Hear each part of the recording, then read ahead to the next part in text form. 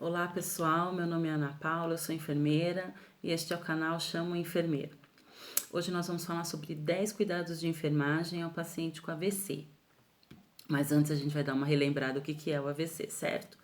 É o acidente vascular cerebral, que também é conhecido como AVE, acidente vascular encefálico, ou também conhecido pela população como derrame cerebral.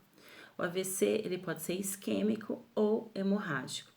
O AVC isquêmico é quando ocorre uma obstrução num vaso sanguíneo do cérebro, causando a isquemia e a lesão cerebral. Ele é responsável por 80% dos casos, causa um grande número de mortes e de sequelas, impactando na vida do paciente, da família, na rotina. Então é bem complicado. O acidente vascular hemorrágico é quando ocorre uma ruptura no vaso sanguíneo do cérebro. Ele também é bem grave, é responsável por 20% dos casos e pode matar mais que o AVC isquêmico. Os sinais e sintomas do AVC, eles aparecem de repente e evoluem de maneira bem rápida. E pode ser confusão mental, visão e fala alterada, formigamento da face, do braço, da perna, paralisia de um lado do corpo, alteração da coordenação motora, alteração do equilíbrio, alteração da compreensão. Muitas vezes você fala com o paciente, ele te entende, mas ele não consegue verbalizar, ele não consegue se expressar. Então é bem complicado, é bem difícil. Então, esses são alguns sintomas do AVC.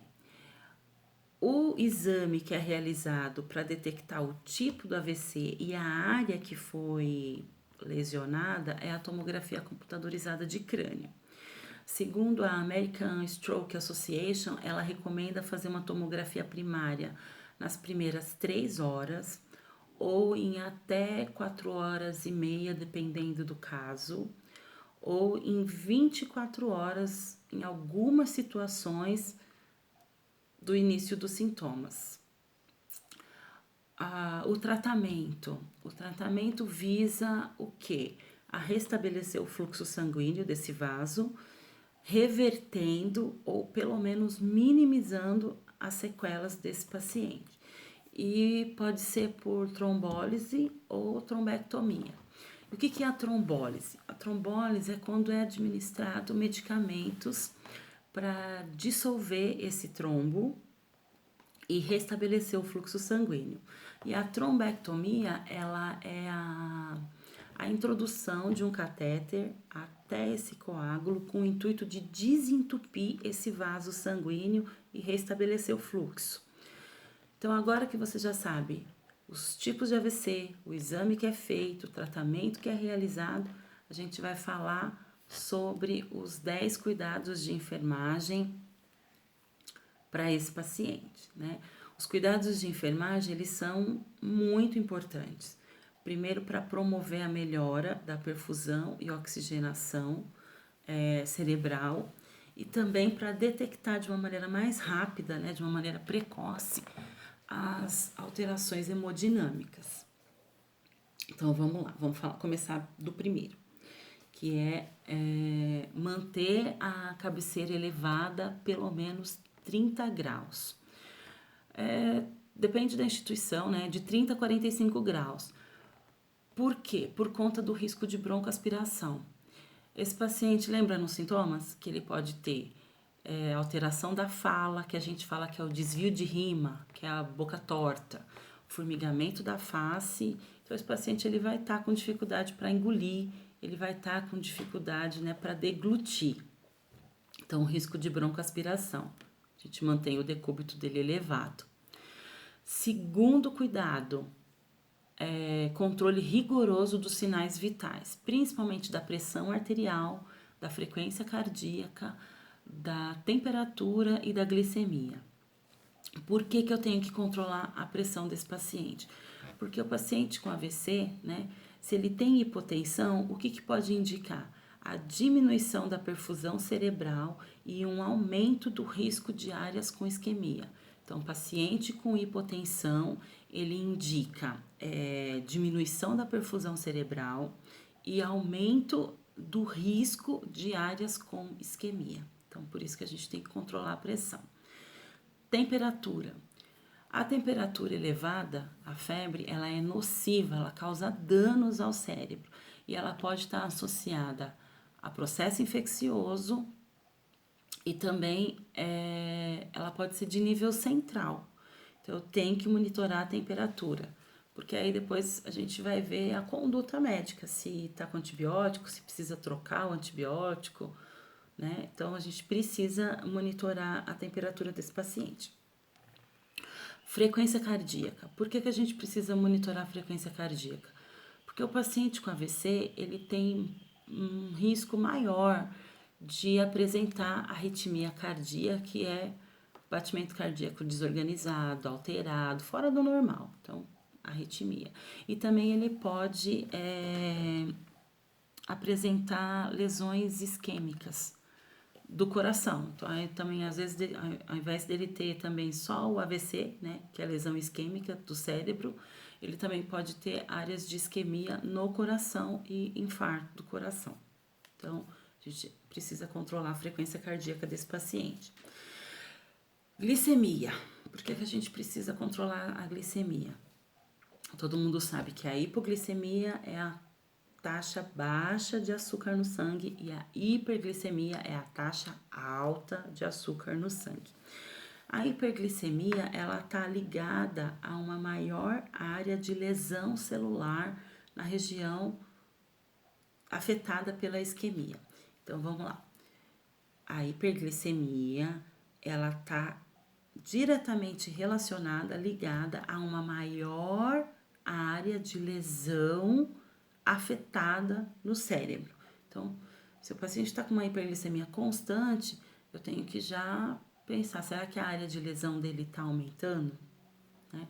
Então, por isso que a gente monitora os sinais vitais, porque a maioria das alterações deles significa que está piorando a minha área de lesão no cérebro. Então, esse é o segundo cuidado. Terceiro cuidado, aplicar medidas de oxigenoterapia para manter a saturação pelo menos maior que 95 e com isso melhorar a perfusão cerebral. As medidas de oxigenoterapia, pessoal, quem determina é o médico, né? Então, é conforme a necessidade do paciente e também a indicação do médico. Pode ser catéter nasal, né? Vai variar de catéter nasal, máscara de nebulização, máscara de Venturi, ventilação não invasiva, ventilação mecânica. Então, tudo isso quem vai determinar e prescrever é o médico. Mas a gente tem que saber que o paciente precisa de medida de oxigênio. Quarto cuidado é observar nível de consciência. Porque se o paciente estiver muito sonolento, rebaixado, uma escala de Glasgow aí em torno de 8, 9, o que esse paciente tem risco? Risco de intubação. Né? Então, a gente precisa monitorar o nível de consciência dele, por conta do risco de intubação. Quinto cuidado, obter acesso venoso periférico o mais calibroso possível. Por quê? Porque esse paciente ele vai receber provavelmente terapia de volume, né, por conta até de nível de hidratação, e também se ele for receber terapia com trombolítico, ele vai precisar de um acesso venoso calibroso e pérvio, certo? E importante, não pode ser no braço que tiver com paralisia, tem que ser no braço bom, o braço que não teve alteração. Então, acesso venoso calibroso é o nosso quinto cuidado. Sexto cuidado, checar, né, questionar a necessidade, né, questionar com o enfermeiro a necessidade desse paciente de sonda nasointeral, de sonda nasogástrica, de sonda vesical.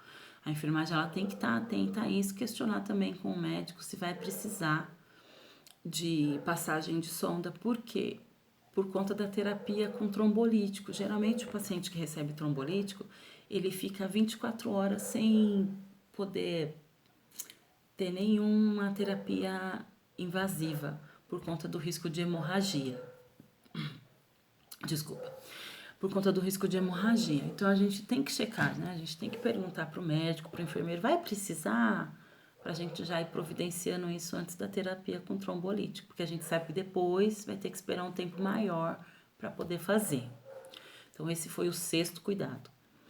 7º cuidado, alterações neurológicas, observar alterações neurológicas, como o quê?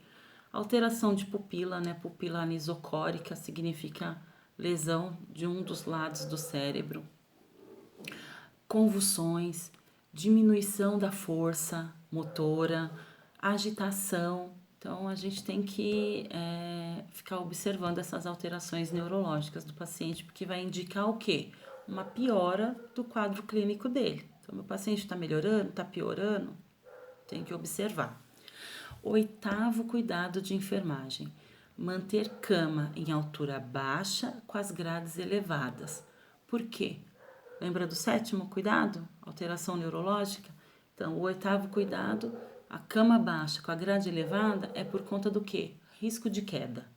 O paciente com AVC, ele tem uma grande chance de cair do leito, justamente porque não conhece o quarto, não conhece o mobiliário, pode tentar levantar sozinho, achar que consegue, mesmo estando meio que paralisado, pode achar que consegue. Então, a cama tem que estar baixa, grades elevadas, devido ao risco de queda. E por conta de agitação também, tá? É extremamente importante, pessoal. Prevenção de queda.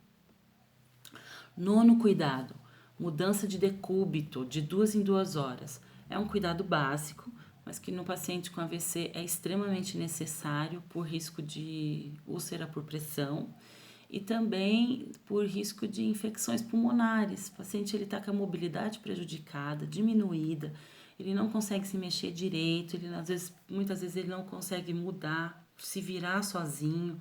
Então, mudança de decúbito é extremamente importante. Agora, 10º cuidado, não menos importante, mas já é o 10º cuidado. Higiene íntima. Pelo menos 3 vezes ao dia, se o paciente estiver usando sonda vesical, ou a cada troca de fralda.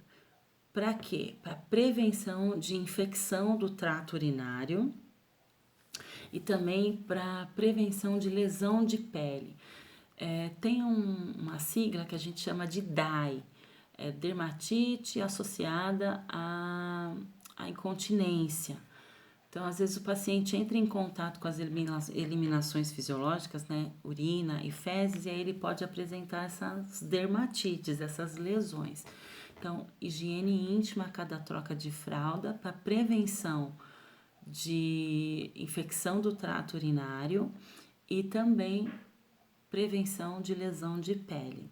O paciente com sonda vesical, gente, precisa de higiene íntima pelo menos uma vez em cada plantão, ok? Então, a gente não pode esquecer, tá com sonda, mas não tem nada, não fez cocô e a xixi tá na sonda. Não importa, tem que fazer, tá bom? Para prevenção de infecção do trato urinário. Bom, esse aqui foram 10 dicas básicas para o cuidado de paciente com AVC. Eu sei que vai te ajudar, né, em processo seletivo, vai te ajudar na sua assistência diária. Se você conhece alguém que está cuidando de algum paciente, de algum familiar que teve AVC, que está com sequelas, compartilhe esse vídeo com ele para que o conhecimento seja multiplicado. Vou te pedir também para se inscrever no canal, ativar o sininho para receber a notificação de novos vídeos.